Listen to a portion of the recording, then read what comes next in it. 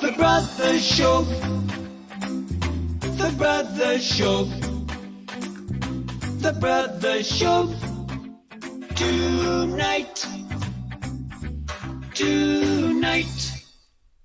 Hi, everybody. We're back again for our third episode of The Brothers Show. Let's get real. This is the preacher trying to get used to technology and hanging out with some friends, talking about things that hopefully will inspire and encourage and maybe be some good news to everybody. One of the things that this time affords us to do is get to make new relationships, get to know some new folks. And a brand new one-on-one relationship for me is with our guest tonight.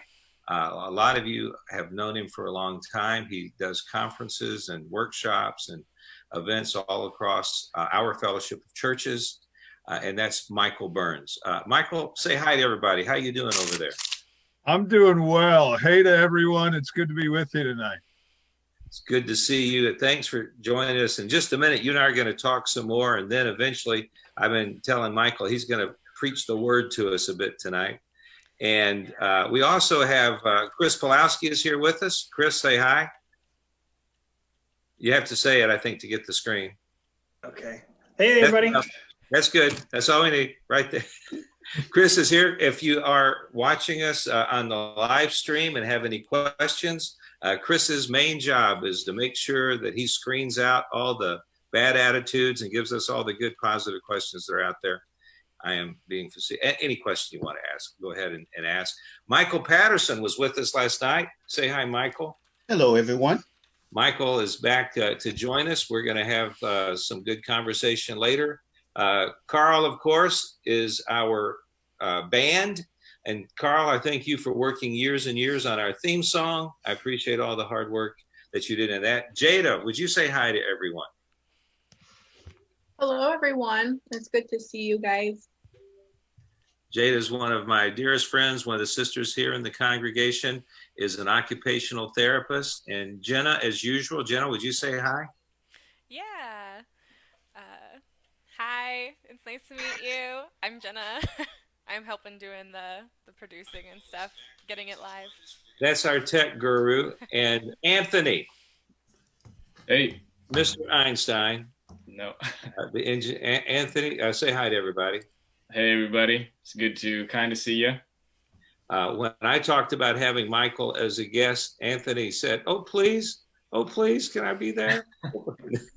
No, Anthony is, well, I could talk all night about Anthony, but we need to go on. But Anthony is one of those guys that you couldn't get along without.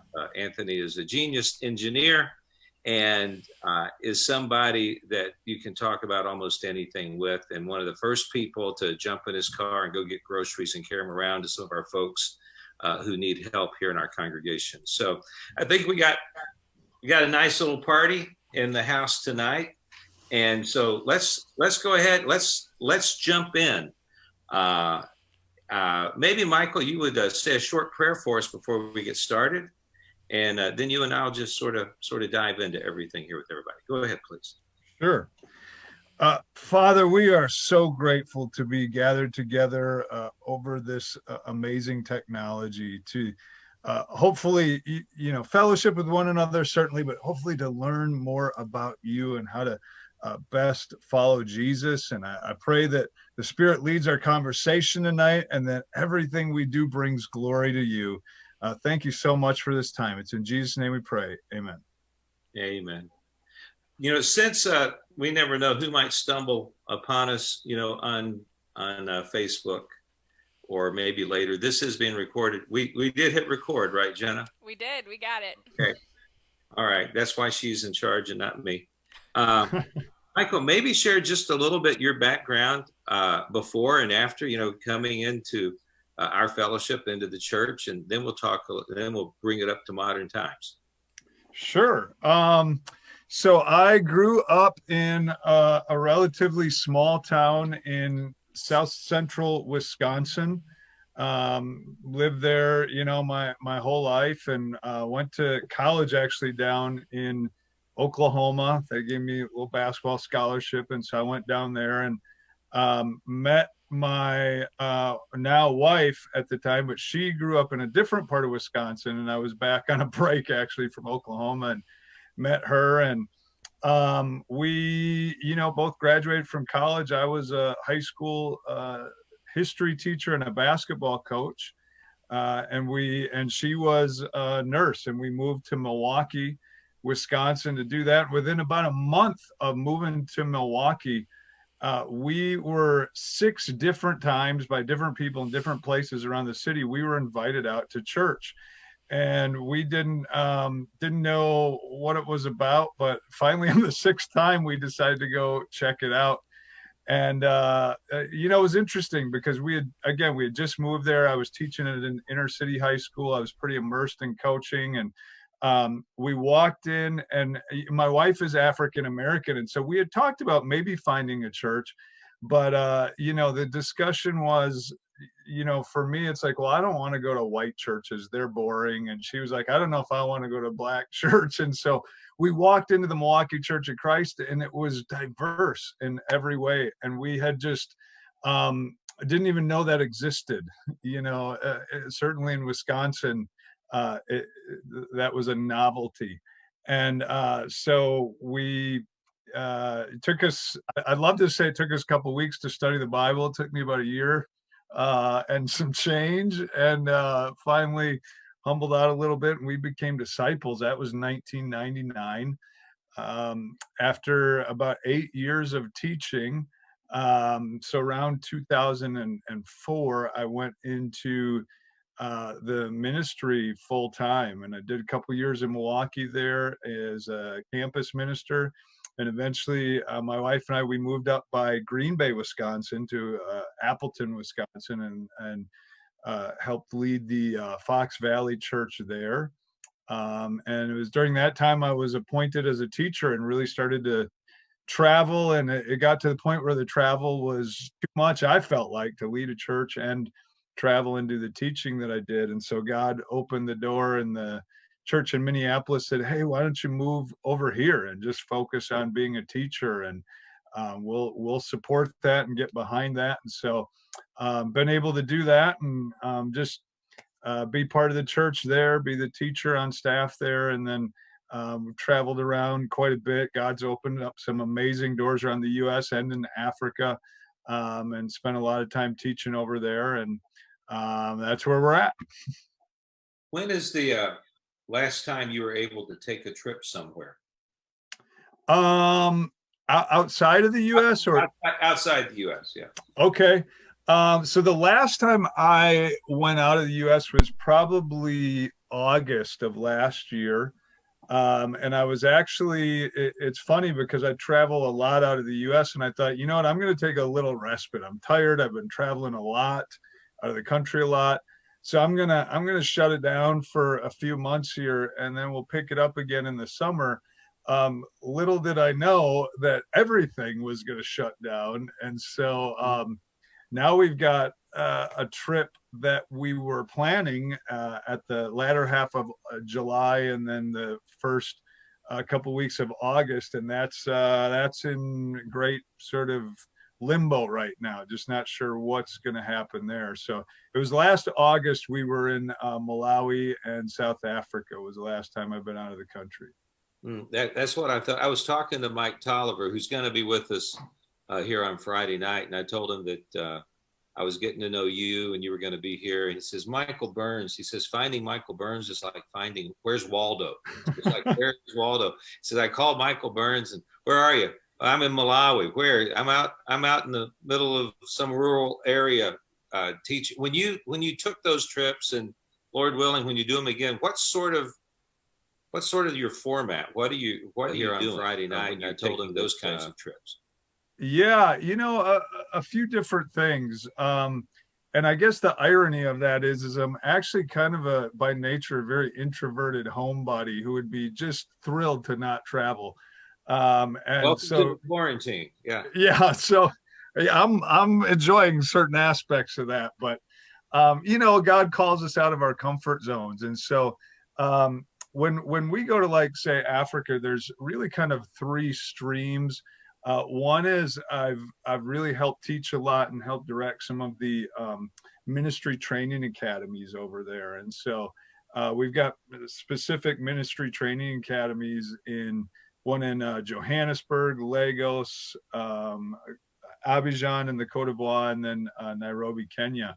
And so I may go over there for a week at a time and teach a really intensive, full out course for some of the ministry folks. And, usually they have about 100 folks, in each academy. Then sometimes I'll go over there and just, been invited by the churches, and we'll go around and teach, on different topics. And the last couple years, just like in the U.S., where race and culture become kind of a hot topic that we've been asked to teach about a lot.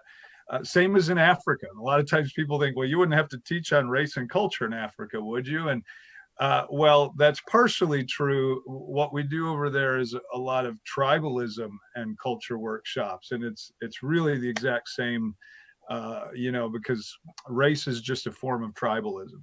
So that's kind of the second stream. And then the third one has started the last couple of years, where we work with some disciples who are professional basketball players and go over and put on basketball camps for kids in Malawi. We were supposed to go to Kenya in July this year and do one. That's part of the, we're just not sure if we're going to be able to get there. But last year we put on 7 different camps in Africa for about 400 kids, and had a great time. So one of those 3 things usually is what I do when I go over there. That sounds great. That's wonderful. God bless you for that and for all the things you're doing. But you brought it up. I also know that one of your one of the main things you're doing is traveling around our fellowship, especially doing workshops on race and on race issues. And let's talk about that a little bit. What, for people that haven't been to one of the workshops, I know they're 4 hours long. I know you cover a whole lot, but sort of encapsulate, if you can, here in 15 seconds sort of encapsulate. What's that like? What do you teach? What are you trying to accomplish? How you do it? What are you doing? Yeah, that's a great question. I think that the big thing that really motivated us, I'll start there, to do these workshops was, believe it or not, going on social media and seeing a lot of disciples a couple years ago interact on topics revolving around race and the kingdom of God and culture and all that. And just feeling like, boy, there's a lot of worldly thinking there that's not really informed by the kingdom worldview on these topics. And I saw people sort of starting to, that were, good, sincere disciples, but really starting to drift and become worldly in their thinking. And so I just felt like it was really being impressed upon me. And some opportunities opened up to speak on the topic. I was a little hesitant at first, but was encouraged by some friends and brothers to, no, go ahead and speak. And so my wife and I, we just share our life a lot, and we try to help people to understand the importance of diversity, the centrality of that topic to the gospel, and then the work that it's going to take for us to maintain what God has given us. It just doesn't come naturally and easily. And so some of the things that we struggle with, like maybe bias or prejudice or, preference for our own culture, whatever, that doesn't go away in the waters of baptism any quicker than does, lust or pride. It's something we have to keep working on. And so we go into churches and just try to laugh a lot, try to make it fun in a way, and demystify, sort of depressurize the topic, and then give people tools of how to actually start to talk about it. Because that's really the key, is to get churches to talk. Well, you said that you noticed a few years ago, and I know certainly since 2000, 16, especially election year in 2015, building up to that, there was a whole lot more just really hot discussions going on in social media. The country we live in is polarized, or revealed to be as polarized as it is. And we saw effects of that even in our churches a bit. When you say you saw people you thought were being worldly, can you give us one or two examples of what you mean by that? Sure. Yeah. I think you can see it on in several dimensions. One, certainly you kind of alluded to there, is politics. And I think that becomes very divisive when our picture of the kingdom of God is too small, and what it really is, and that it's really set up as to be an alternative to the nations, to the way of doing things in the world. And so that can become very divisive. But I would go online, or I would hear people talk and just say things that were really insensitive, racially or ethnically or culturally, or not really understanding, not hearing other people's perspective, thinking that maybe they because they watch a certain news channel or whatever, that they've got the world kind of figured out, and not really hearing each other. And a lot of it is just misunderstanding. And so one example, if I can indulge a little bit, that I give a lot, I think, is say you have a group of disciples sitting around and they're watching the news together, and one of those controversial stories comes on where you have, a white police officer and a young black man, and there's a kind of a tragic confrontation. And if you've got a mixed group of disciples, even, you can get some very different opinions very quickly. And somebody will say, if the kid would have just done what the officer said and kept his mouth shut and obeyed, it wouldn't have been a problem. And you might get a black brother or sister to turn around and say, are you crazy? You don't even know what you're talking about. And now you've got a fight going on. And so you've got people arguing back and forth from their perspectives. And in just that example there, one of the things that people aren't cognizant of, they're not grasping, is the idea of what could be called a meta-narrative, or a sacred story, where we have these big stories that sort of form our identities, right? And so you see that, for example, in John chapter 8, when Jesus says, if you know the truth, then the truth will set you free. And the Jews lose their mind, because he's pushed on a meta-narrative that they are not slaves to anyone. They are the children of God. And so, for me growing up, one of the meta-narratives that was passed down to me was that police were always the good guys and they were the heroes, and you just didn't question that. And there were, everything from our toys to the TV shows reinforced that. My wife, growing up in sort of a central city African-American community, grew up with a very different meta-narrative. And her family came from down south, where the interaction historically started with slave patrols to keep people in line. And then after slavery, a lot of those slave patrols morphed into police forces, whose job was to do the same function, use whatever force they needed to, and intimidation, to keep people in line. And so police forces, for her folks, her ancestors, they were not a source of comfort or security or justice, or you wanted to get away, because if you went with them, you didn't know if you were going to come back. And so the power of the meta-narrative is, even when you're taken out of the context, the power of the story stays within the culture. And so, when you start to understand that, you go, oh, now I understand why maybe, this group of people is more fearful or more oppositional to police, even if the context doesn't always warrant it. The story makes sense. And so I think when we can start to understand things like that under the surface, then we can start to have conversations with each other that are going to be productive and fruitful, rather than just arguments above the surface. Well, how under the surface? I get that, and I'm tracking you, I think, pretty well.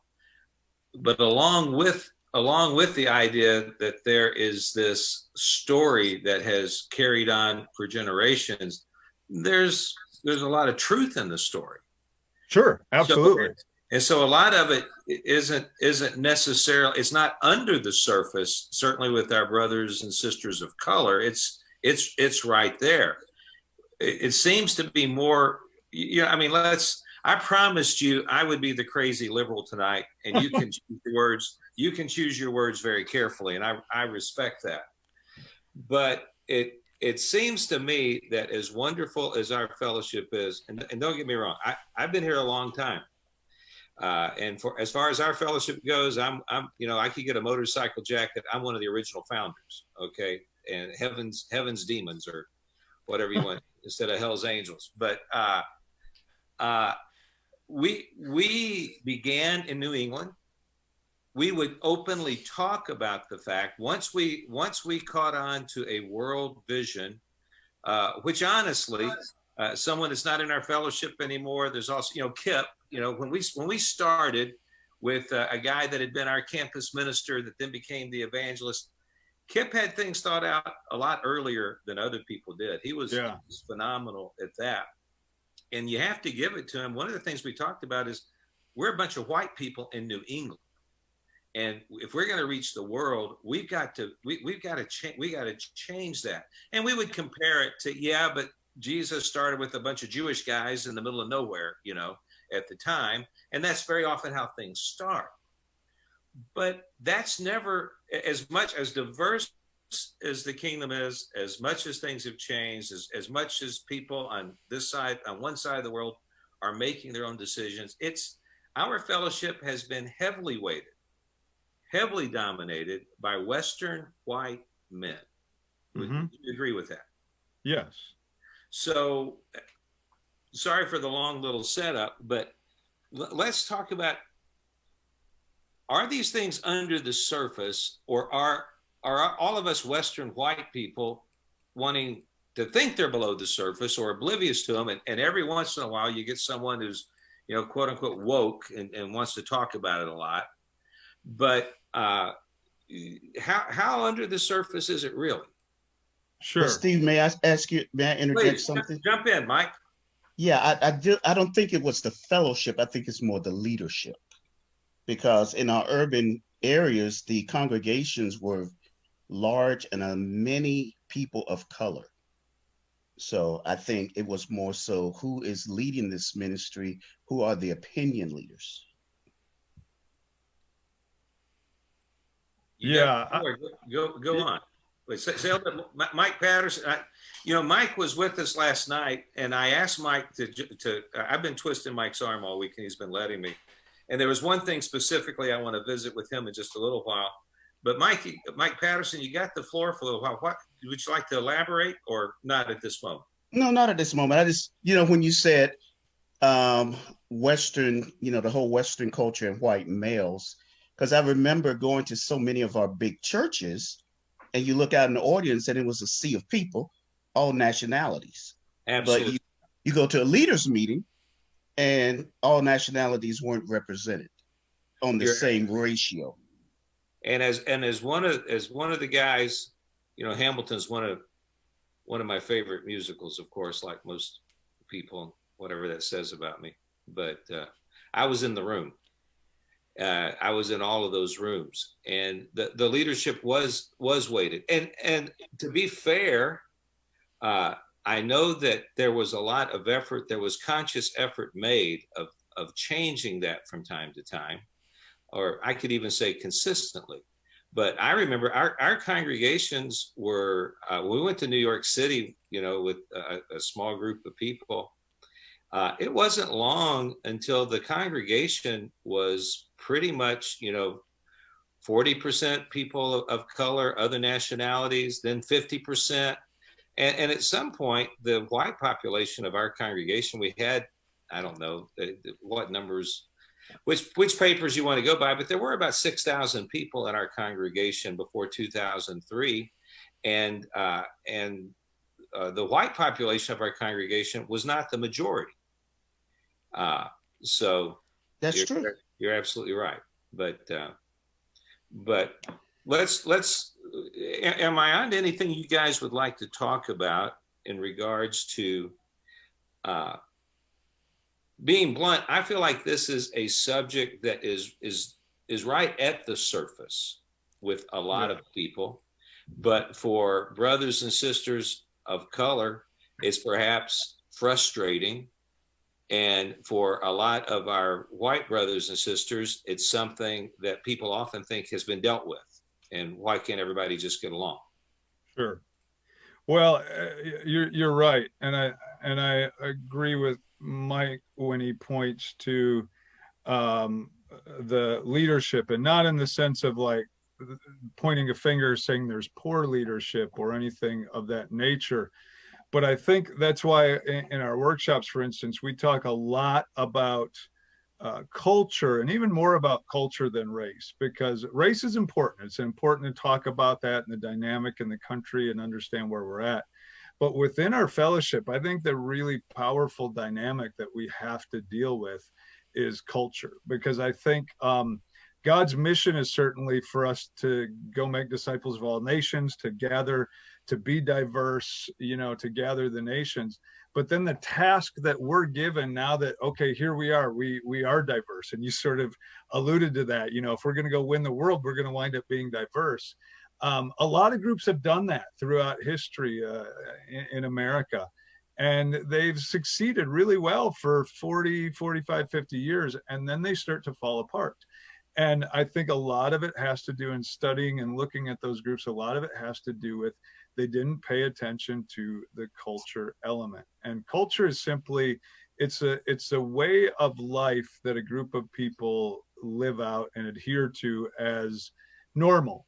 And so, and it really impacts everything you do. And so when you set up a church or any kind of organization, the people who are in the most influential positions at the beginning tend to be the ones who establish the culture.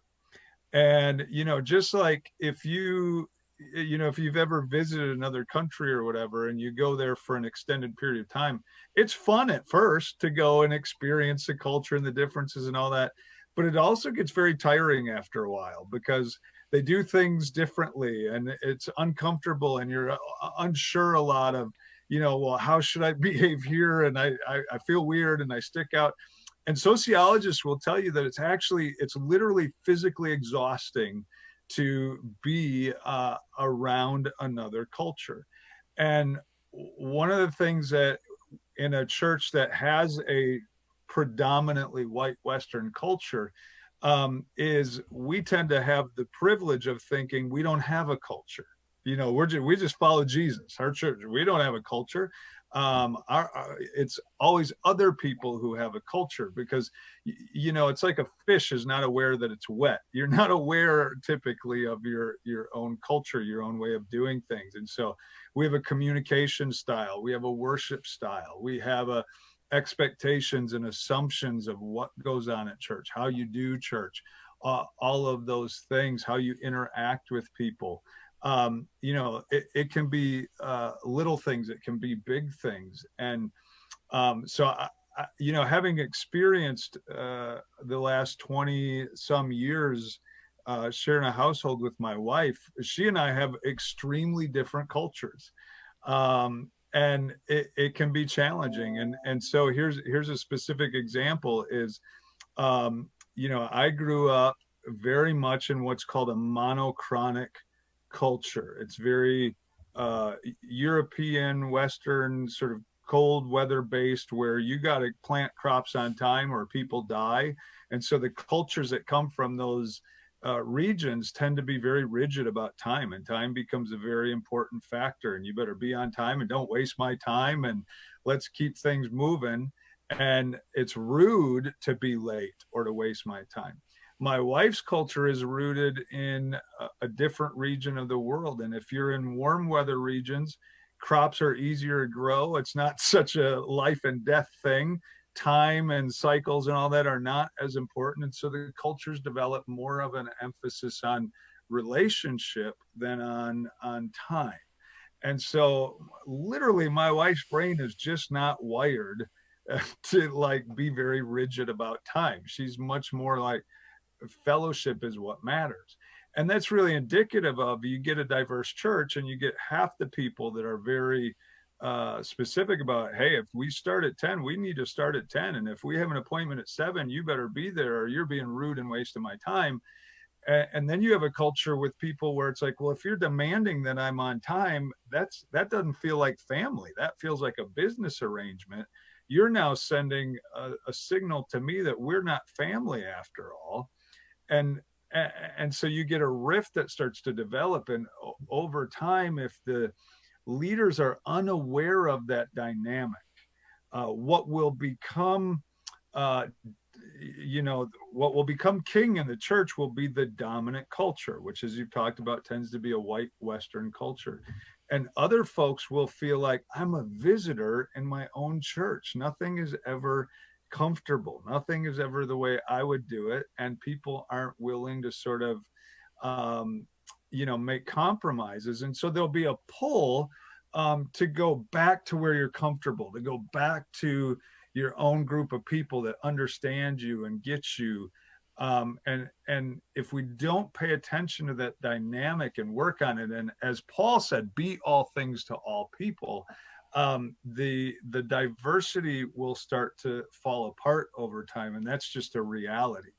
And so it's really important for leaders to understand that and to call everybody to a knowledge of that and understand. And that's really what we teach about, is to understand this dynamic of culture and how we can make it a comfortable place for everything. One of the things we say in our workshop is we want to create a church where everyone feels welcome and no one feels at home. Because when you're at home, you get your way. Everything goes the way you want it. And I challenge people and say, if you come to your church and you've never felt uncomfortable culturally or with something that was going on, then that's a sign that you're part of the dominant culture and you're always getting your way. And that's not a good sign. Mike Patterson, why don't we work on some definitions and things like, we throw around some phrases like white privilege and racism and systemic racism and these things. What do we think racism is these days? I hear you talking about tribalism. I've been to Africa, and it's easy for me for a couple of reasons. You and I we're a couple of, I'm an old, you're a younger white man. And you're brilliant. And I love the way that your life story, the track you've been on, has brought you to some insights a lot of people don't get. But Mike Patterson, I'd like us to wade into racism in the church, in our fellowship, and some of the thoughts you have about that. First of all, I want to say thank you to Michael for his insights. It was very, very good, very encouraging. And I appreciate it when we take the time to think deeper. I believe the challenges that we have with race are simply because we don't talk about it. It's not addressed. And so many times I've heard, well, we're in the kingdom and we're different, but we're still people. And as long as you have people, you got to have things you got to work through. So what I appreciate, honestly, were as I got to know you better living in New York City, and we would meet, and we started having these honest conversations about race. I can remember one night we were meeting at your home, and people in Rockland County were protesting because they were building a huge mall there, and the town was upset. And you said, why do you guys think the town is upset about this mall coming? I said, because they're scared Black people are coming up here. And you were like, what'd you say, Mike?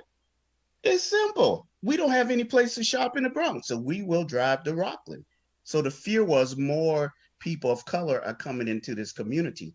And I believe that opened a door for you and I to build a unique relationship, because I felt from that time on, there was nothing off the table regarding race, or even you leading the church, you will have the humility to say, well, I feel like this Sunday I'm going to stand in front of the church and say this. I'm like, I don't think that's a good idea. because my brothers in Harlem would hear you saying this XYZ when you meant ABC. But what I appreciated was just the humility. And I think those in a dominant culture have to open the door for those who are not to say and express what we feel. And I appreciate you and Lisa did a great job with that. So that's what I was thinking initially.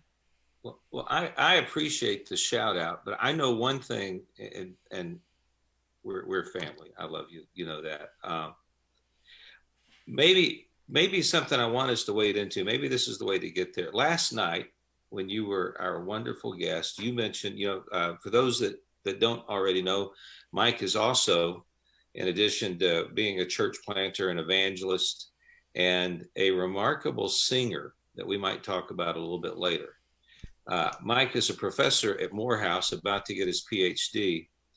And you mentioned, if I misquote you, you straighten me out, but the young men that come in as freshmen with their dreads and their droopy drawers. Sagging.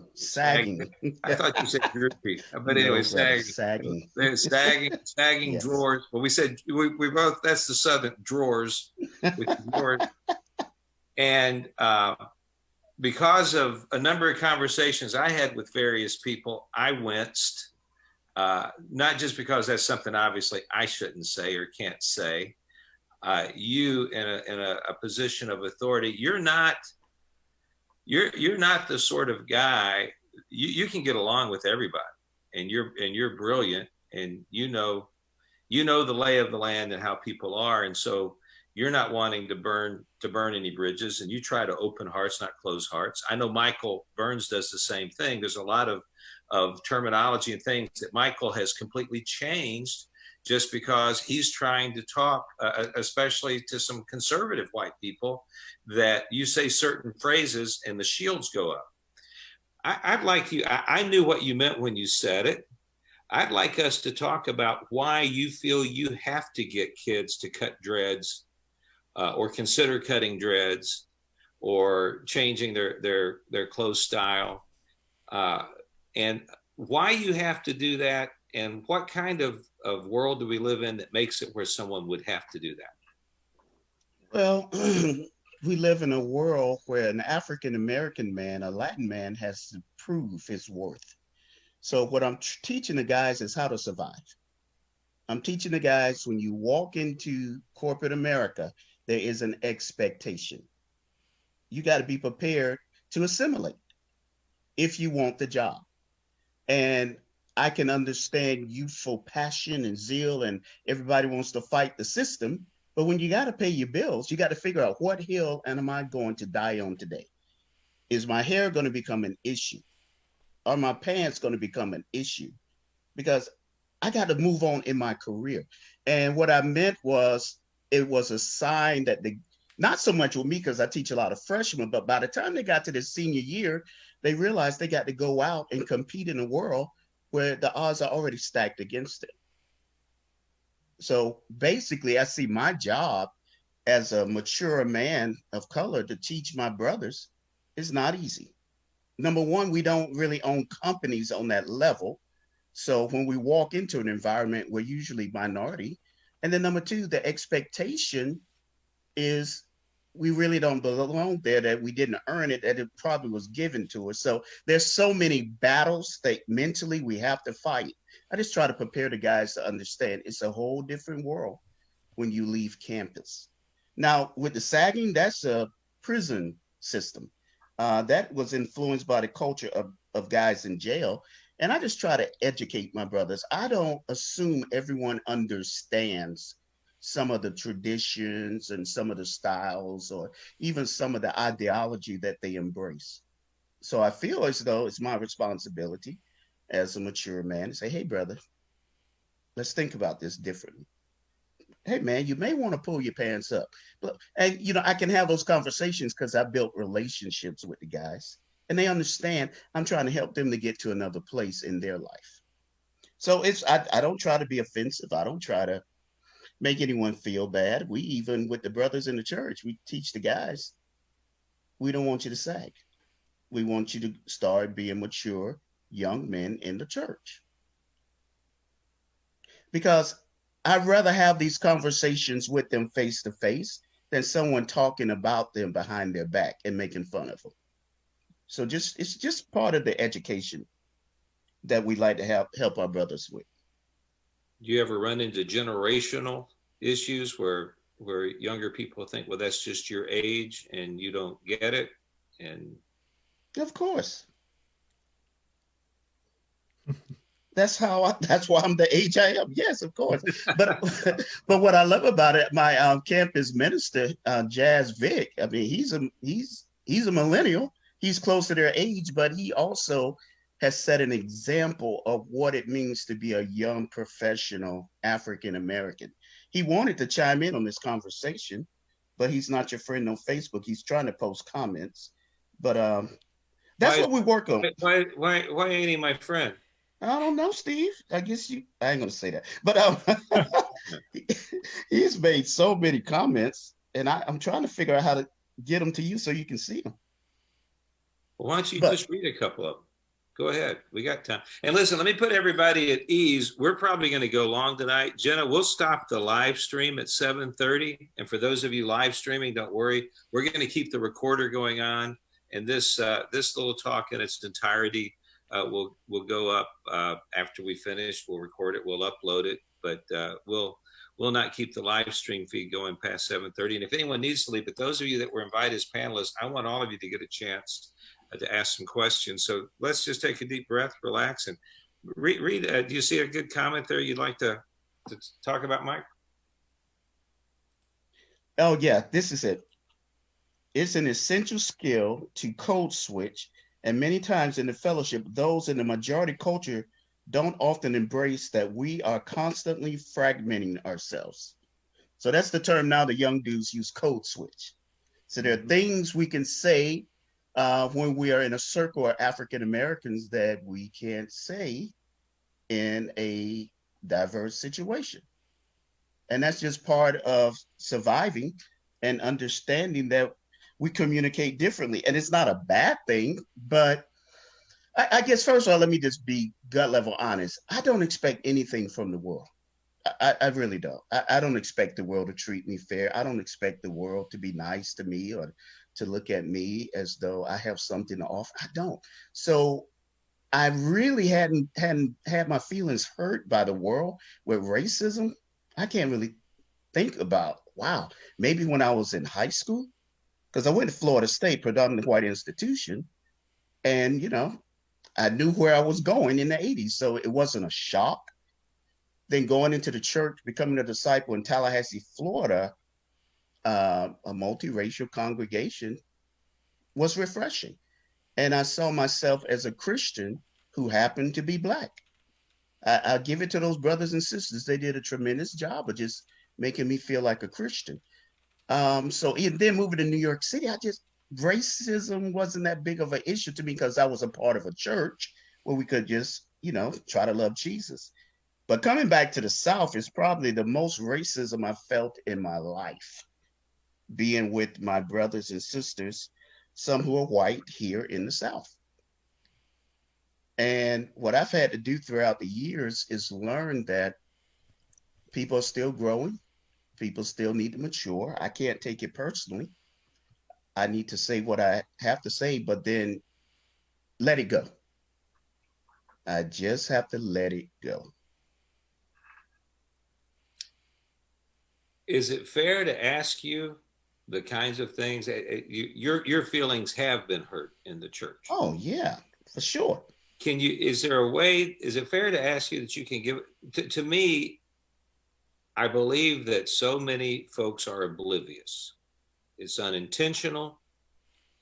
I believe that there's, I think part of, Jesus forgives us for everything. We need to forgive one. To say something's unforgivable, how do you say that as a Christian? But there's enough stuff to read and to study that white people don't have to be as oblivious as we are sometimes. Can you give us an example of some of the main things that can make people code switch, can make people feel like you just don't, because I understand, what you mean. Is it okay? To me, the other thing Paul said, in addition to being all things to all men, is he likens the church to a body. The body's made of many parts, and when one part suffers, we all suffer.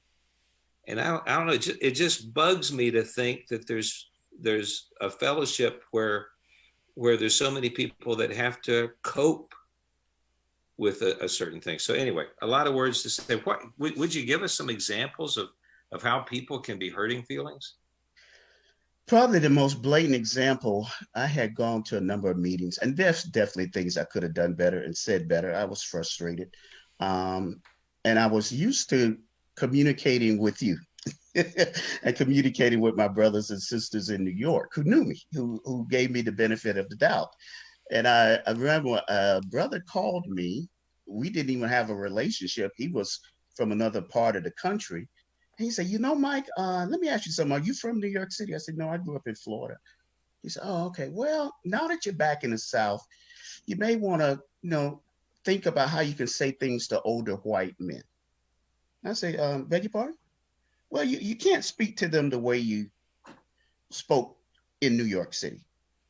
I said, oh, okay. So you're saying I can't just speak English? Well, I don't understand. What is the point you make? Well, you got to be more respectful. I say, well, I was raised to be respectful. In essence, I need to stay in my place. That's what I took away from it. And, he danced around the issue, but I'm like, wow, that's, okay. Now I have to be mindful of how I speak to older white men. And I just said, oh, wow, okay. I'm back in the South. So that was riveting because I hadn't heard anything like that ever, really, not even outside of the church. I'm like, okay. And then one brother pulled me aside and he was like, well, my 60-year-old uncle wouldn't be comfortable in a ministry like yours. Okay. I had other things on my mind, but I didn't say anything. So what I realized is if we're really going to be... Mike, what did he mean his 60-year-old uncle wouldn't be comfortable? The ministry that I was leading at the time was predominantly people of color and artists and young students from Morehouse. And what I had to understand, number one, it's a struggle. If I address it, I come across as the angry Black man. Do I want to spend my life being known as the angry Black man? Or will I encourage my brothers, i.e. you, Daddy Macalusa, we're like physical brothers, we're so close, or even a guy like Jim Linehan. Jim Linehan came and spoke to our ministry. He did the most honest, encouraging, clear conversation about race I've ever heard on a Sunday. And what it did, it lifted a burden off our people, because sometimes we feel like it's our responsibility to assimilate into the group and to make sure that we're being spiritual about racial issues. And I'm like, okay, I understand that, but I do think that it's time now for my white brothers to talk to each other and to be gut level honest about some of the challenges that we're facing and to address them. So that's why I say I appreciate what you do. I appreciate what Mike was doing, because it's just conversations. Once you start having the conversations, you realize we have more in common than we have that's different. But if we don't even broach the conversation, then we'll never get anywhere. And I think that's the greatest challenge now in America.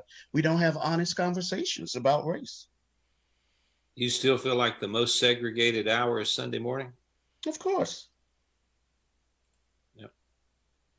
I have a question to go off of that, you guys. We wait just one minute. Jada, you'll be the first one. Just a minute. Just 1 sec. I'm sorry to do that. I just wanted to give Michael Burns one chance to respond to Mike Patterson.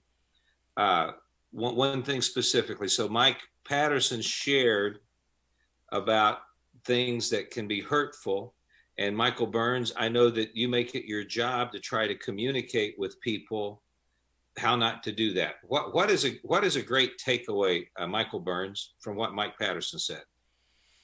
Well, I mean, he said a lot of great things, and I think one of the realities when you have a dominant culture and non-dominant cultures intermixing is that by nature, the dominant culture is not very good at operating within the circle of the non-dominant culture. They just don't have to. You know, you're surrounded by the way you do things, the way that's comfortable for you, what feels normal.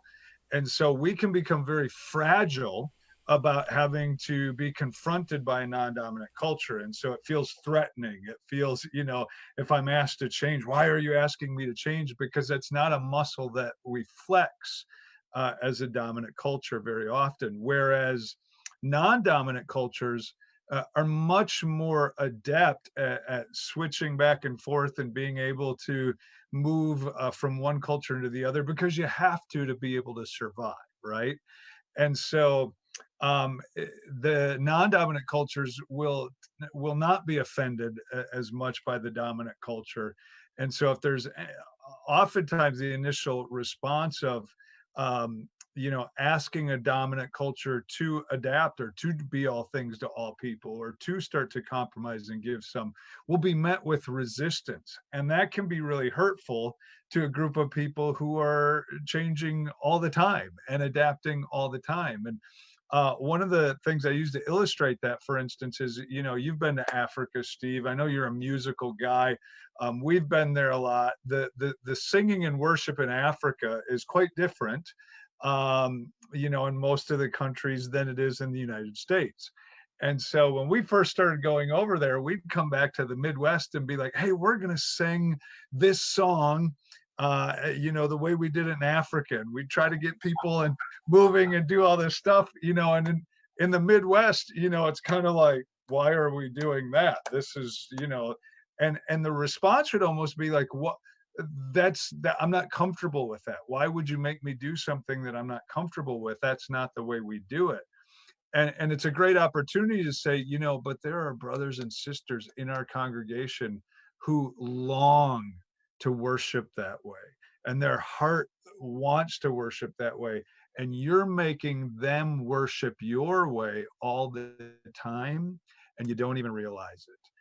And that's the danger, is that the dominant culture is so blind to these forces. And if they don't open their eyes after a while and start to give and start to say, let's assimilate and bring everybody's cultural expressions in as we worship Christ together and create this new culture in Christ, and not just smuggle our dominant culture in as the culture, but let's have everybody have a voice.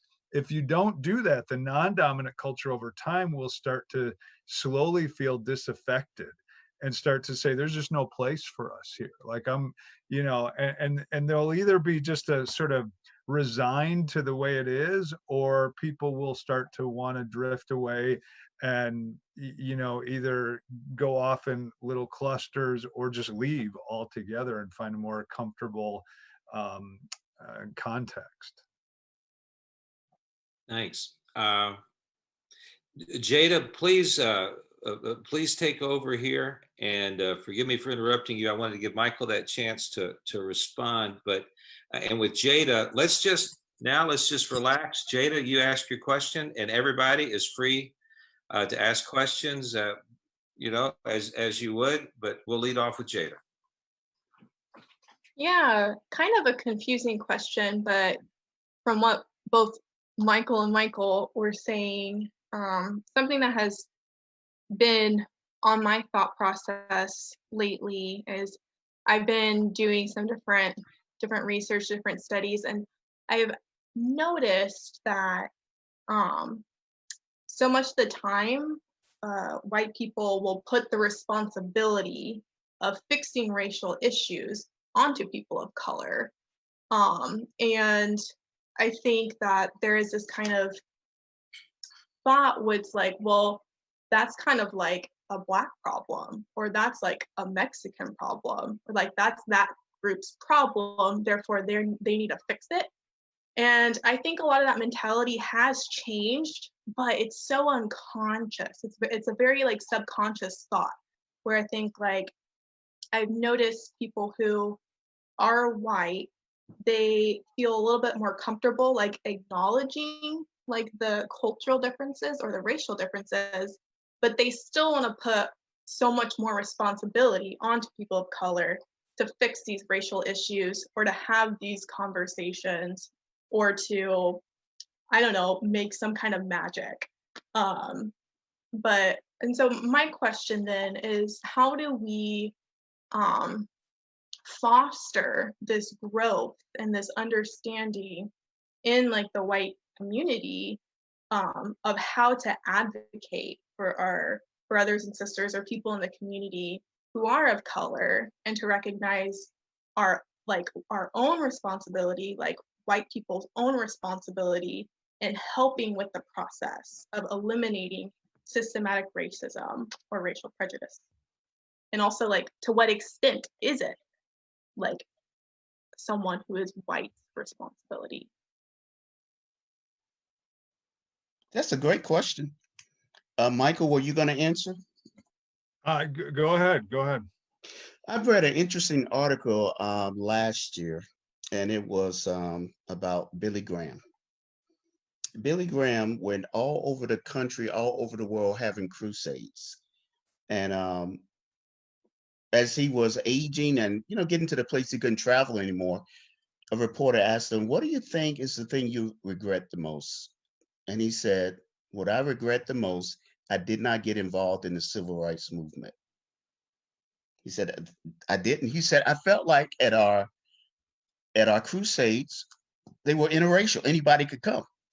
Anybody could be a part. And we felt as though we were making a difference by helping people understand once you come to the church, you're going to have a different experience, instead of realizing that we come in as people of color, we have a great experience, but we leave out and we're people of color, and we got all these negative issues we got to still combat." So I think, number one, what I would say is older white men have to open the door to have these conversations. Those who are in charge have to be the ones to say, "Hey, I just want to hear. I just want to learn. Just help me out," in a spirit of humility. And I felt for a while, and I've been wrestling with this thing about race. I don't think we're going to fix the system. Everybody's saying, it's thematic, it goes back 400 years, but we have relationships. I think we fix these type of situations on a micro level. We're constantly looking at it at macro, and we're trying to figure out how can we make America great and in a positive sense racially, and really change things. And it goes really back to our circle. So that's what I would say, Jada. I think individuals have to take responsibility for their community, their circle, and pull people in. Yeah, if I can add to that, I think it's a great question. I think when a cultural group has only experienced superiority, equality feels like oppression. And so it's, when you're asked to maybe give a little and start to compromise, it's easy to say, no, they have to do it. They have to do the work. Not me, because all I've ever known is I get my way. And so I want my way one more time without even realizing it. These are, good-hearted folks who don't recognize that that's what they're doing. And so I think Michael hit on two key things there. It is listening and humility. It is not assuming that I know the answers, is taking the position of learner. And that's what I really see Paul doing in 1 Corinthians 9, when he says, man, to the Jew, I became like the Jew, to, the one without the law. In other words, I adapted myself. I became humble. I learned these other cultures. I bent, not the gospel, but I bent myself. And I was willing to adapt and be pliable and change and listen and be all things to all people. And then what we miss a lot of times is the very next section after he says, I'm all things to all people so that some might come to the gospel. he goes into this explanation and says, it's like somebody training for a race or a games. I go to strict training. This is not going to be easy to do. It demands hard work. It demands study. It's not something that is just going to happen overnight. And, but I will say this too. I think, in Genesis chapter 11, we see mankind rebelling against God's plan. And so God comes down and says, okay, as a temporary measure here, we're going to separate into people groups. That's not God's ultimate will. That was not the purpose of creation. But then the very next chapter, he comes to Abraham and says, I have a plan, and I'm going to bless the nations, and I'm going to do this.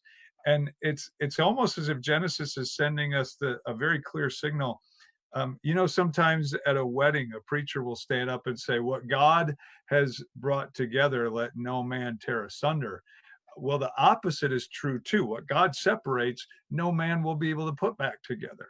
And so God separated the people groups and nations temporarily, but said, I'm going to fix it. And for the next several thousand years, we see a history of humanity trying to bring the groups back together, whether it's through peace, whether it's through war and conquering. I'm going to rule the world. I'm going to bring everybody back together, but every attempt fails. And it's only God who can do it. And so when Jesus steps up to his disciples and says, it's time, all the promises of the Old Testament, of Isaiah gathering the nations, of the prophets looking forward to the time when the nations would be together, go gather the nations, go make disciples of all nations. God is coming through on his promises. So I really think that, Mike said, I don't know if we can fix the system. I don't think we can, because the system, it never will. It's not designed to do that. Only the kingdom is. But I think, and this is the last thing I'll say on that, I think one of the key elements is really understanding and walking in someone else's shoes. That's learning to be all things to all people. And for me, just to tell you a really quick story here, about 10 or 12 years ago, I was in Angola on a ministry trip. And I was, the church there told me at the time, it's really hard to get a visa into Angola. It is not easy. By the grace of God, I got one. And I was the first American from our family of churches to visit the church there in Angola. And, it's a little bit of an intimidating place when you're there. It's just, the State Department of the U.S. is like, you probably shouldn't go to Angola. And if you get in trouble, you're on your own. But I went. And on the way out, the brothers there were even a little worried, because they were like, listen, you might get harassed. You might get asked for a bribe. We don't pay bribes as Christians. So, call us when you get through and let us know you're okay. So they dropped me off at the airport. And as they dropped me off, the brother who dropped me off, he looked at me and said, oh, wait right here. Don't move. I have something for you. And he ran out of the airport. And now I'm standing there, and there's soldiers with machine guns everywhere walking around the airport. And, it's very sort of hustle and bustle of a developing nation kind of airport that we're not used to. But these soldiers are looking at me, and they're getting closer and closer. And I'm now in this position of like, I don't know which ones I can trust, and who's good and who's not, and who's going to harass me and who's going to ask for a bribe. And they're not even trying to hide the fact that they're staring at me now. And for the first time in my life, I was like, me being white matters in a negative way. And I wish I wasn't white right now, because this is really drawing attention that I don't want. And, I could go on with the story, but that's the crux of it. And when I got back, it really, even though it was a small thing, it really kind of, hit me in a hard way. And I asked an African-American friend of mine, I said, dude, is that what you feel like, in America? And he looked at me and he laughed. He said, every day, dude, every single day, the color of my skin matters. And so understanding those dual truths, that even when we come into Christ, we still have to go out and be perceived in the world the way we are and deal with those things. But that the answers, I do believe, are in the kingdom, and they are there. But man, are we going to have to work hard at them. everybody has their responsibility, but I think there's always an extra responsibility on the dominant group. That's on us to start and to do the work and not ask other people to do the work for me. That's the lazy way. That's the easy way. Hey, Michael, do my work for me so I don't have to. And it doesn't even register into my brain that might be causing Michael some extra trauma of now having to deal with and explain things to me for the 7,000th time. To somebody who doesn't get it, let me go in and read the books and put in the work and, find out and observe and ask the questions. And that's on everybody, dominant and non-dominant have their own roles. But I think it's really important that the dominant group starts that. Jada, do you get a takeaway from that? Yeah, I think like takeaway is that we each have our own responsibilities, but that there is this higher there's more responsibility, I think, with people who are in the dominant culture. And so I think that's something that's interesting. I do like that point where it's like, I'm not sure if the system will ever really be fixed, or if it can be fixed, but in the kingdom at least, we can really work towards that. But I think like the biggest takeaway that I have from that is just like the importance of awareness. I think sometimes it can be so hard to have like those conversations with people. But just it's kind of like if there's something on my forehead, I'm not going to know it's really on my forehead unless someone like points it out to me, and so or unless I discover something like a mirror and I like pick up the mirror to look at my own forehead, and so like I think like just becoming aware of like our own actions and our own way that we perceive things and how we can actually be contributing to something that's harmful, I think is like step one and is like really important. And then going from there, I think, yeah, Michael gave like good points on then like Thank you. what to do from there. Thank you. Who else has a question or a comment? Yeah, I got a question. It's similar to Jada's. I had a question along the same lines. This idea of toleration as opposed to advocation, which I think is very easy to fall into, especially when having conversations about race, even amongst members of the church, where there will be a conversation and it's easy to turn one party, whether it's the minority or the majority culture, into a defensive stance. And so I think it's these conversations can be difficult, and I understand that that's a beast in its own way to handle. How do you have these conversations? How do you have healthy dialogues about these things so you can grow empathy and connection in that way? But I still find a lot of toleration as opposed to advocation, especially from a majority culture. And my question to you guys is, do you think, because a lot of what I hear is it's about conversations, and I agree, but I'm wondering if there's something else that we can do and really lean on the idea that this is hopefully is a unified body, and we have many Christians, disciples to work together and do something practically speaking in order to help these things. And one angle that I'm kind of coming from that makes me wonder these things is I work with an organization where we help support our houseless populations, and it's not uncommon for me to see something based on dialogue that will put somebody on the defensive end racially and kind of spur up some aggression between two parties. But then immediately when I see them working together, maybe it's a distribution of goods so that they can make sure that everybody in their party has maybe their hygiene needs or something like that, immediately that stuff goes out of the door, and it's easier for them to cooperate, and you see the aggression go away, and it's easier for them to have healthy conversations and be with each other.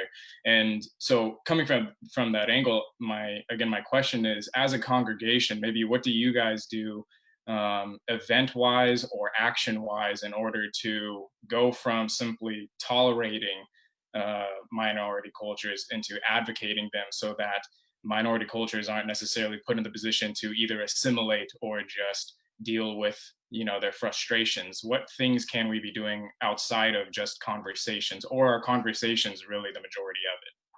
I hope that makes sense. Sure, if I can jump in on that, it totally makes sense. And I think there are two big elements. One certainly is communication.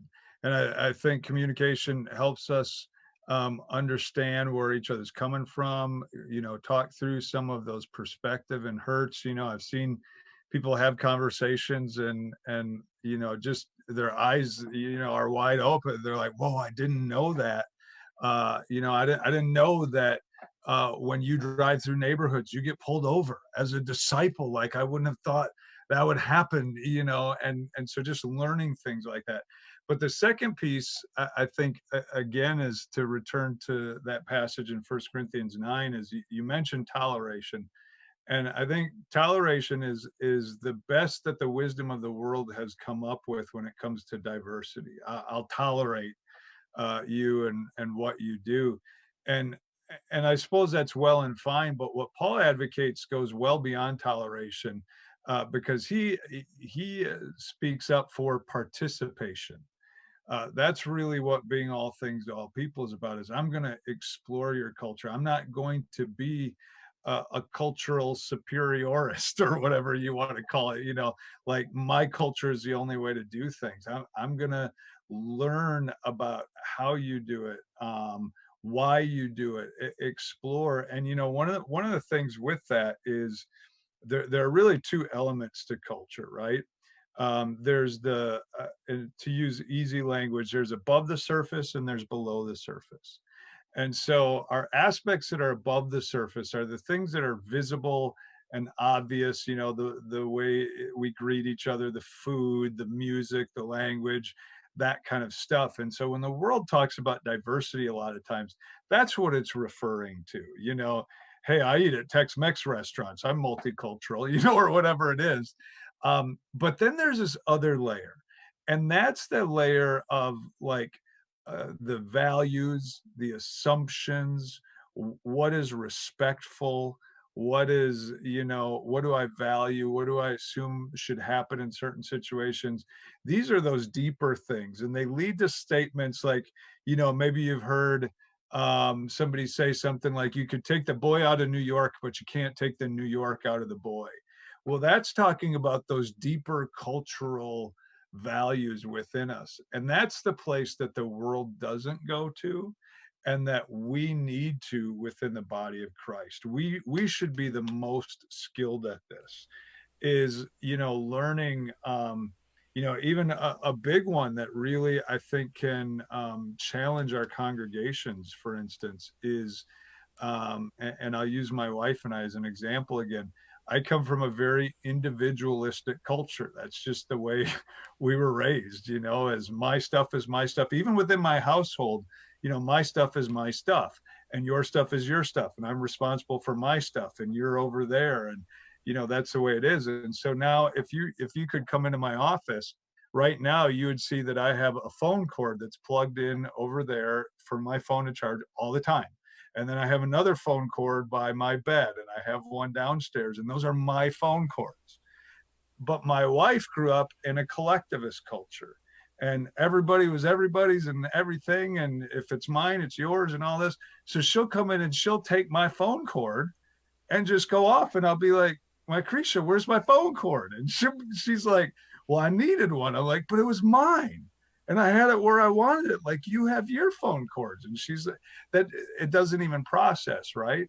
And so we can get that in a church dynamic where you have the collectivists and the individualists, and they're just not even aware that there's these different deep assumptions that are going on. And we have to learn, first of all, that dynamic is there, then how to have that conversation. One of the things we really try to train people to ask is, what did you mean by that? That felt off to me. And for that not to be an offensive question, and somebody to be able to say, well, culturally, the way I would expect it to be done, or or to say, well, that felt really rude when you did that. And to be able to have those conversations and learn how to participate in one another's culture. I think I could say a lot more, but I'll stop there. I think that's a real key, is to be able to just identify that if there's a conflict going on, because I'm convinced about 75% of the conflicts in the church are culturally rooted. We just have misunderstandings and different way of doing things, and we get offended because something that you did is respectful to you, but it feels rude to me. And that's culture, and that's what we have to learn and be able to participate in. Mike Patterson, do you have anything to add to that last part? I would simply say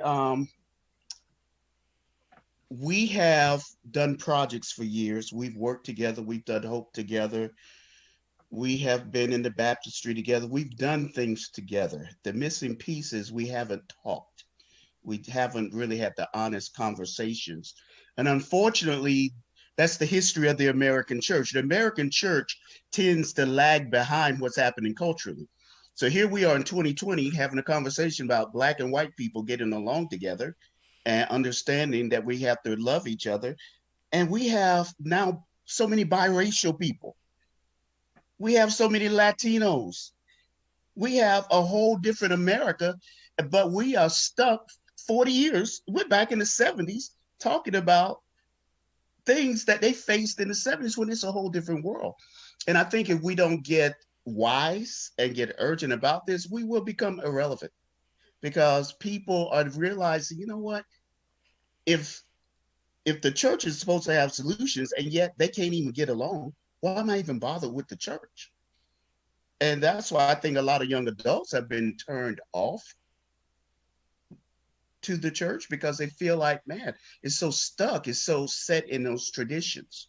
So what I would recommend is it's past time to have conversations. I think the key is we got to look at one of the greatest challenges that our brother Peter had was probably racism. Peter walked with Jesus. Peter was probably Peter, James, and John, one of the main guys. And yet Paul had to call him out on the way he was treating the Gentiles.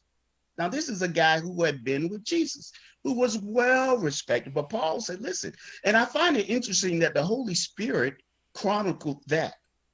So that tells me that us loving each other and really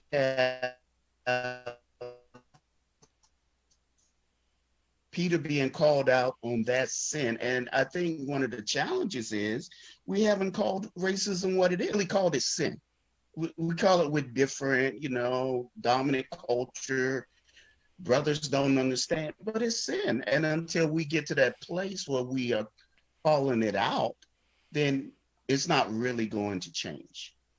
So I think the conversations have got to be had, but there's got to be some repentance over and over, and nothing changes. That actually kind of leads into the question that I had. So I know that growing up in a predominantly white community with very few people of color in the Midwest, definitely dominant culture, didn't even really think about other experiences until I moved to St. Louis. And then when I moved to St. Louis, you just get woken up kind of, to this idea of culture and people, and, you're experiencing this. And I know that is how a lot of white people kind of get thrown in, or not thrown in, but like they walk into these situations and they are like, oh my gosh, this is so different. Like, what was I doing before? How did I get raised to the age of 18 years old and not see or experience any of these things? Like, I'm not in leadership. Like, I'm not leading a ministry. Like, I'm not on these leadership boards or whatever. How can I practically continue to learn and grow in my awareness of other people's experiences? And how can I bring, kind of like you mentioned, like identifying like sin, seeing like in those phrases of that's just the way we do things here, hearing that a lot. How do you, as I guess like a lay person in a church community, approach wanting to bring church-wide change in those type of areas? I don't know if that was too long of a question. No, it was a really good question. And I think, first of all, thank you for asking the question. Jenna? Yeah. How old are you, Jenna? I am 24. 24. And I believe you have grown up in a different world. Very much so. Yeah, you see things from a different perspective. And the only way it's going to change is that we have to keep talking about it. We pull people aside and say, hey, I was thinking about this, give idea. This is my what I always tell brothers and sisters, you can say whatever you want to say, just be respectful and have some solutions, have some recommendations. It doesn't help come and say, man, I'm feeling this and this is a problem, but you have no recommendations. So I think even taking the time to think and pray about what would be some recommendations. I'll be gut level honest. As a Black man, listen, I don't want anybody to take care of me, but all I want is a fair opportunity to be all I can be for God. I don't want anyone to set limitations on my life or put me in a category where there's such a low expectation of who I can be. I would like to believe that any man, any woman who's a Christian should be allowed to live out all their gifts, all their talents, and explore who God has made them to be. I think once we get to that place, then that's when we will really be the church, where everybody's living out their fullest potential. So I think sometimes it's insecurity where people feel like they got to push other people down so they can, feel better about where they are. But as the church, there's so many billions of people that need to hear the gospel. I think we need to say, hey, brother, hey, sister, what is it that God has put on your heart to do? And how can we facilitate that? So at least that's what I'm trying to do in my ministry. What is it you feel God has called you to do? And let's see how we can live that out. Amen. And I know there might be some people that lost you back on Give Me a Fair Chance. Michael Burns was telling me earlier a really good Monopoly illustration. You know what I'm talking about, Michael? Yeah. Is someone would say, "Come on, Mike Patterson, fair. We've done this, we've done that." Tell us about your Monopoly game. Well, I think the analogy that we use, and in the context of, particularly United States history, but it certainly applies to other countries as well, and different dynamics, is, if we were to take a Monopoly game and start with 4 people, and I think when you start, you get $1,500 each player. And if there was someone at the beginning who, for whatever reason, took away the $1,500 from one player and distributed it to the other 3, and then said, okay, and we have a rule here. If you don't have $1,000 of personal wealth, then when you pass go, you only get $20 instead of $200. Now, those are the rules for everybody. Let's start. And so you start the game. And 2 hours later, if someone were to come in the room, they might look at that person who had their money taken at the beginning and say, you're terrible at this game. You have no property. You have, what are you doing?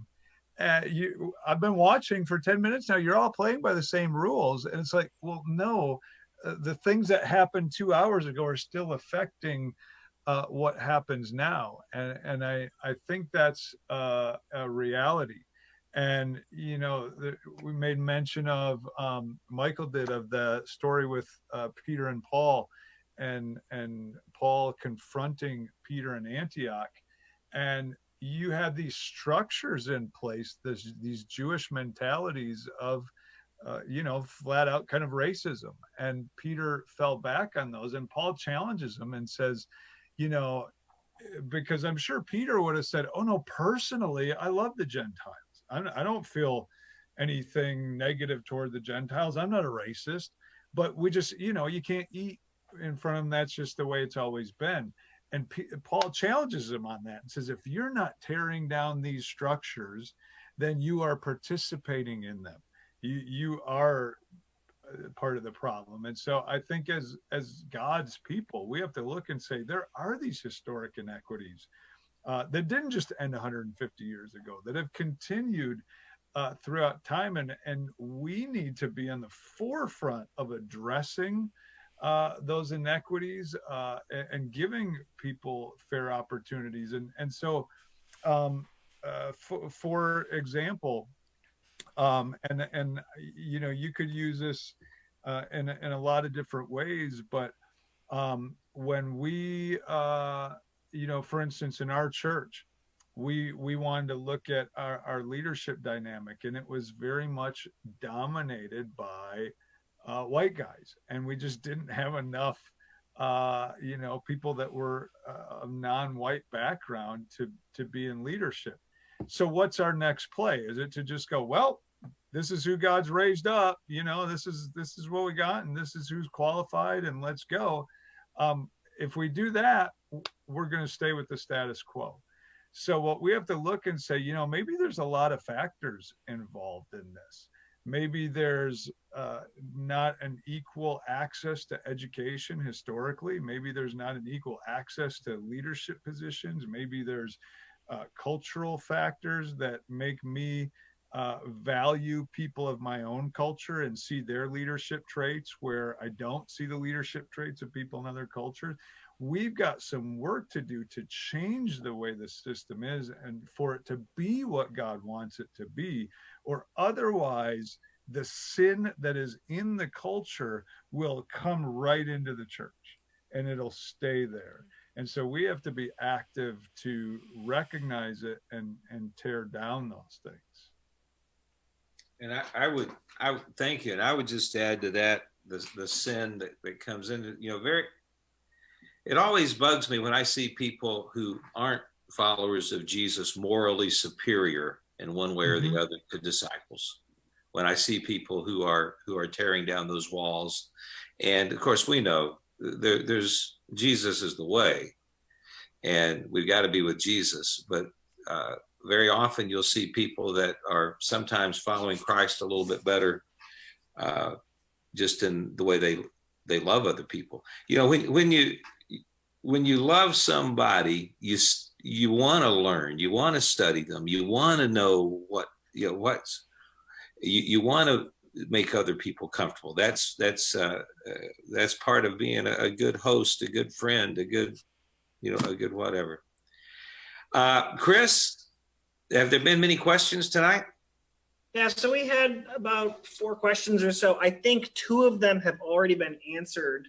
And if I'm wrong, those 2 individuals can point that out in the comments. But I do have a couple of questions that came from Jacqueline Loyola, and I hope I didn't butcher your name.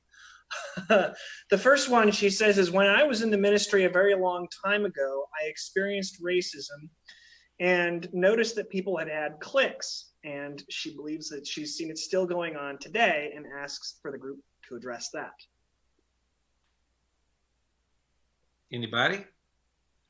Well, yeah, I mean, I guess I'll jump in. The challenging part in answering that is that there's a lot of unknowns to her question that make it difficult to answer, because I think we have to fill in some blanks, and I'll say, first of all, I mean, obviously, cliques are not good. It's a form of favoritism, which the Bible speaks of, especially in the book of James, really clearly.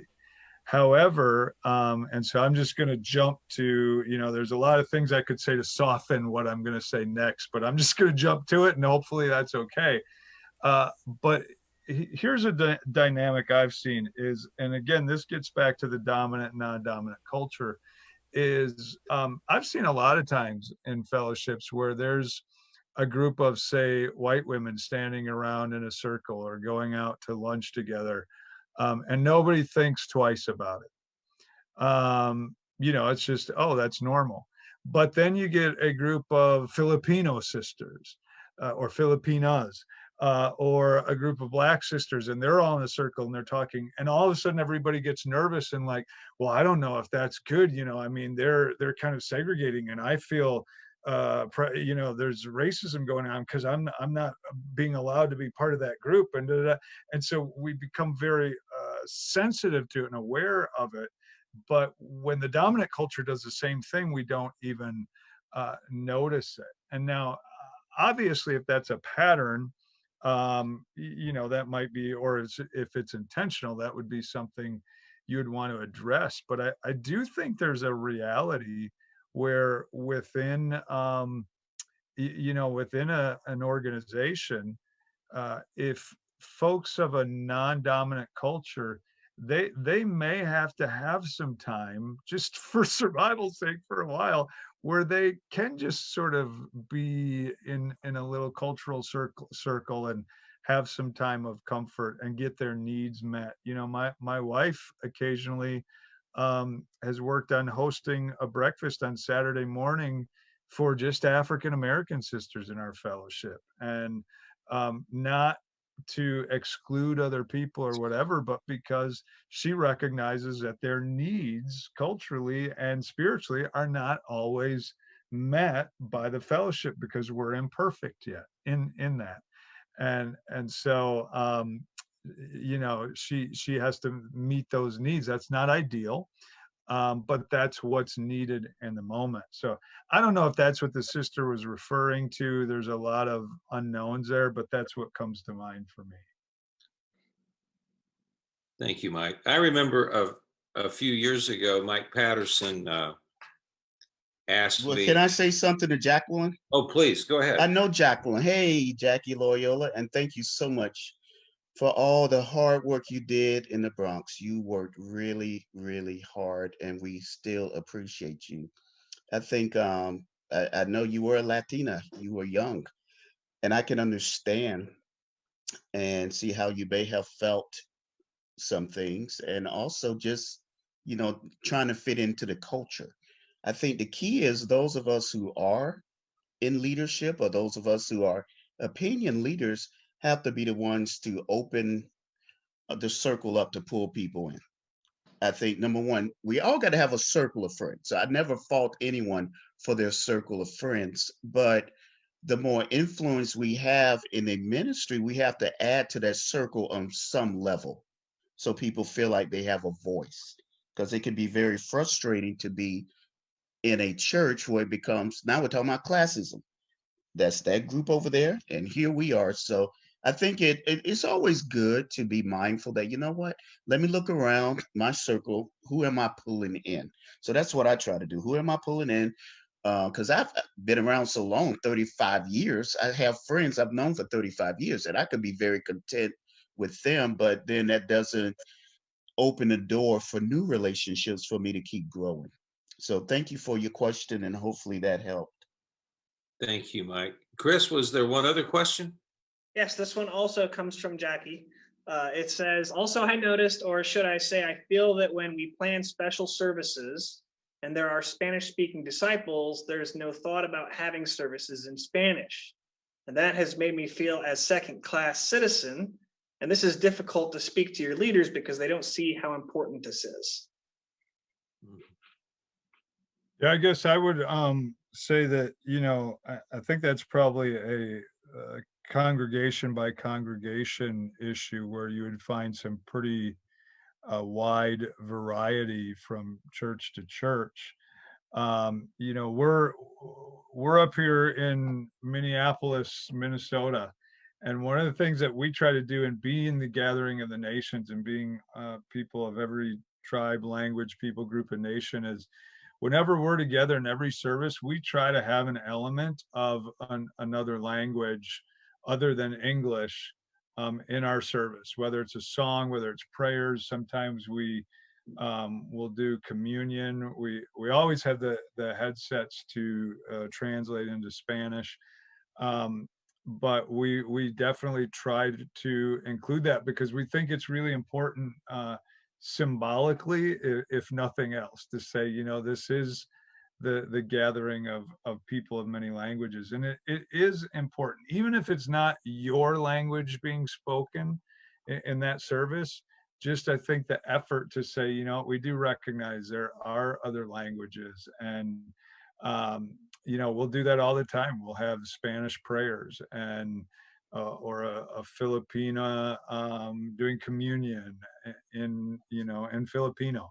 And so I think that's, again, just to summarize, I think it's congregation by congregation, but I think it is important, but it's one of those things you have to educate the congregation on why we do this, and not just jump in and start saying, you know, okay, we're going to use other languages, because then you'll get pushback, and you'll get people that say, you know, everybody here speaks English. Why are we speaking in other languages? And so there really needs to be the groundwork laid of why we're doing this. Thank you. Thank you. We've been talking for quite a while, and I get a hunch that some of us could go on all night. I asked you guys to hang out with us for an hour. You've gone the second mile. I would just like to add to the things you said. My takeaways with this, and maybe the fact is, I have my predisposition coming in to this conversation is that definitions of things like white privilege, systemic racism, these kinds of things that I feel like too quickly turn off some people that we need to find other words to talk about them. And as disciples, we do need to go to the scriptures, and we need to learn how to empathize with one another, to be like Jesus, and to consider others more important than ourselves. James said, be quick to listen and slow to speak. That's a passage for leaders as well as, I mean, that's, you know, we often talk about for leaders and for lay, for members, you know, there's God and Jesus, then there's all the rest of us. And some of us have a responsibility to get the meeting started and get the meeting over, and some take on the responsibility to teach. And the Bible says there's a stricter judgment, you know, but even that job of being a teacher or whatever, that doesn't give us any more rights to heaven, or, you know, any more rights in the kingdom than anybody else, because we're part of a body. If the hand should say, you know, it's more important than a foot, you know, we're all supposed to be one, and when one part suffers, we all suffer. So when you find yourself in a position like I do often, of being white, male, married, all of these things that do give me privilege. And when a lot of people hear privilege, they turn off, because they're like, well, I'm white and I struggle. This isn't about struggling, or about your story of struggling, or it's about that we live where the monopoly game was started a long time ago. And we need to be aware that even if it was hard for us, that we've got men have privileges. Women, the whole thing about women being the weaker partner, and though Paul was talking about that, I mean, Peter was talking about that in terms of marriage, women being weaker. You know, I think we have historically looked at it like, yeah, well, women are just weaker. Have you known any women? Women are weaker. Women are at a disadvantage in so many places around the world, because the monopoly game was started on them too. And whether we're talking about race, whether we're talking about gender, if someone finds themselves in a position to try to do something, well, if you do, very often, a lot of people say, well, that's just like, you know, men are abdicating. You know, there's one of the problems in the world is men are abdicating, and there's a difference in abdicating and empowering, or I don't even like to use the word empowering. There's a difference in me abdicating some of my power and sharing it, and pulling people in, and then doing what James says. I'm going to do that right now. Be quick to listen and slow to speak. I'm going to shut up. But thank you guys for being here with us tonight. I'm going to ask all the panelists and the guests to hang around for a few minutes, but it's after 9 o'clock. We've had some folks I know that on the live stream watching. We had a couple other people in here on Zoom with us. Thanks, and I hope that everybody got a whole lot out of this. I certainly enjoyed being with you and appreciate this time. We'll come back tomorrow night and be with Kit Cummings, and then Friday night with Mike Tolliver. And I need to make up with a really good friend, Calvin Johnson, who was waiting to be with this on this one with us today, and I blew it. I didn't send the invitation in time. No excuse, but I need to make some amends there. In the meantime, just thank you all. Everybody stay safe. If the panelists and guests would hang around for just a minute, but Carl, if you will play us out, and Jenna, cut the live stream, we'll get to say our goodbyes here in just a minute. God bless you all. The Brothers Show. The Brothers Show. The Brothers Show. Tonight. There we go.